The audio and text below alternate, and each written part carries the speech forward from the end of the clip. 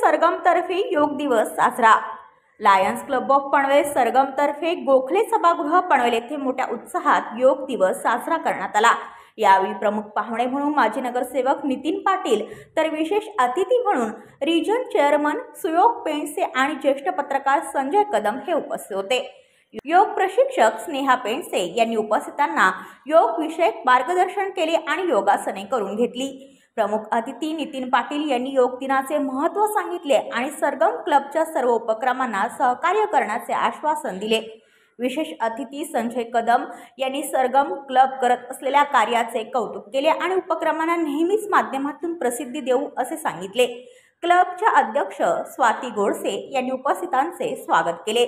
यावेळी सरगम क्लबचे मानदा पंडित प्रेमेंद्र बहिरा, संजय गोडसे, जयेश मनियार, प्रकाश भारद्वाज तसेच योगप्रेमी उपस्थित होते। ब्युरो रिपोर्ट पनवेल वार्ता न्यूज।